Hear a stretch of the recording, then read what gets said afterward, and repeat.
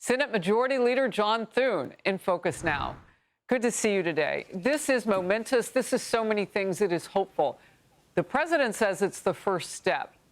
Talk to me about how big this moment is and what it does for peace breaking out around the world should he try for more.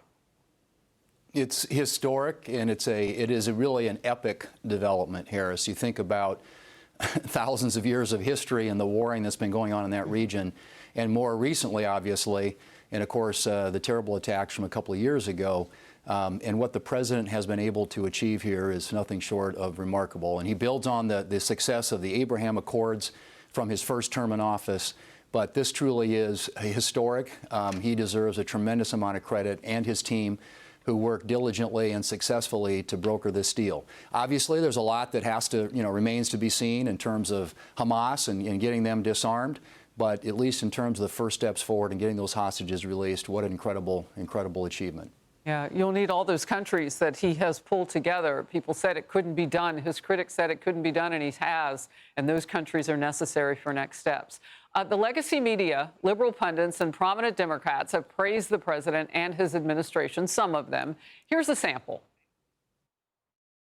We should make no mistake about this. This was a victory for President Trump and for those who wish that we can govern ourselves at home and around the world, not simply by brute force, but by ideas and civilized norms. Trump was able to accomplish something here that's significant, hugely significant. I give credit to President Trump. I give credit to Witkoff and Kushner and Rubio.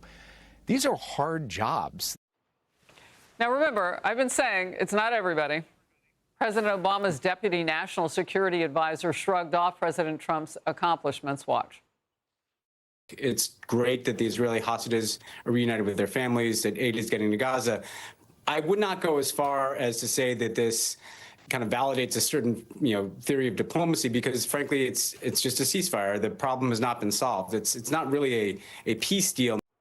Wow, just a ceasefire. That pierces your heart when you consider what those hostages have been through, their families, and now all of them are coming home. And that doesn't seem like something to be dismissed, Senator. It's not, and that's Trump derangement syndrome.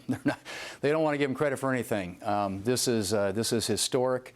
An achievement, I think, that will mark his administration. And again, it's something that is achieved when you try to make sure that your policy is one of peace through strength, Harris. That's the policy of this administration. It's been on display, and one of the reasons this was possible is because of the action the president took in Iran. And that enabled a lot of this to happen. So we've got some other challenges around the world, but the president and his team is intent on ensuring that they are trying to bring about peaceful outcomes in some of these war-torn areas of the world and to save lives. And this is going to save hundreds and thousands of lives in that area. Well, and what you just did took us forward, too. You mentioned Iran, and of course, when you look where the president says he wants to potentially go next to break out peace, and that is to end the war between Russia and Ukraine, Iran is going to play a role in that, too, because of its coziness, if you will, with Russia. Let's move forward. Day 14 of the government shutdown. Today, the U.S. Senate is set to return and hold its 8th test vote on Republicans' House-passed funding plan. Like each time before, Democrats are expected to block it. The shutdown is already climbing the ranks as one of the longest in U.S. history. Right now, only 4 shutdowns have lasted longer. Here is House Speaker Mike Johnson. Welcome to day 14 of the Democrat government shutdown. It's 2 weeks of Democrats in Congress inflicting untold pain on the American people for nothing other than pure politics. We are trying to break the status quo so government works better for the people. And Chuck Schumer is resistant to that. We're certainly not going to allow the American people to be taken hostage for his political gain. That just a short time ago, how the day began, President Trump says he's with Republicans. John Thune's been great, and Mike has been great. Speaker, he's been great. Those two guys have done a great job. But we're dealing with a bunch of radical left lunatics that have lost an election in a landslide. Before we go back to the senator, let's speak to what the president just said. On the Democratic side, House Minority Leader Hakeem Jeffries is calling for his members to return to D.C. to show they are ready to negotiate This despite all but one Democrat voting against the House funding resolution. Senator Thune, are we stuck? Is it like, what happens next? Well, we're only stuck as long as a handful of Democrats decide they want to follow the leader and play politics rather than do the right thing on behalf of the American people and open up the government. That's where we are here. So we're going to vote again today.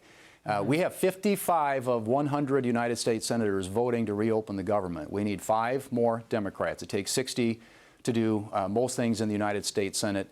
And all we need is 5 Democrats. But their leadership is intent on pacifying and trying to appease this far left base. They've got this big rally coming up next Saturday, which everybody thinks they want to get behind them before they do anything to open up the government.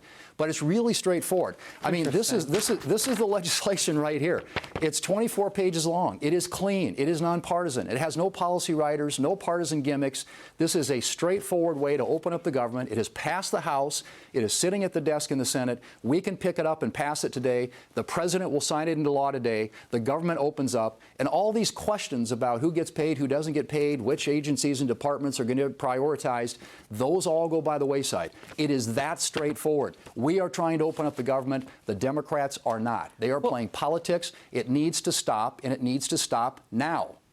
Before I let you go, Hakeem Jeffries wants to negotiate. From what you just showed me, there's nothing to negotiate right now. They either sign off on it or they don't. Your last word. There isn't. There is nothing to negotiate. This is a straightforward proposition, something that they did 13 times when Biden was in the White House and when they had the majority in the Senate. There was a continuing resolution to keep the government funded. That's all this is. Nothing more, nothing less, nothing else. And they should take this, get the government opened up again, and then we can talk about all these other issues they want to talk about. But this is an indefensible position, Harris. I mean, they are in a tough, tough spot. And I don't know how you're going to walk down the floor tonight and know that there are 5 Democrats who can open up the government today and vote against it again. They cannot defend that position. I had read you all in the Senate, Republicans want to keep getting them on the record, Apparently, it's not hurting them yet. We'll see. Senator, good to have you. Thank you. Thanks, Harris. Nice to be with you. Thanks. Hey, everyone. I'm Emily Campagno. Catch me and my co-hosts Harris Faulkner and Kayleigh McEnany on Outnumbered every weekday at 12 p.m. Eastern, or set your DVR. Also, don't forget to subscribe to the Fox News YouTube page for daily highlights.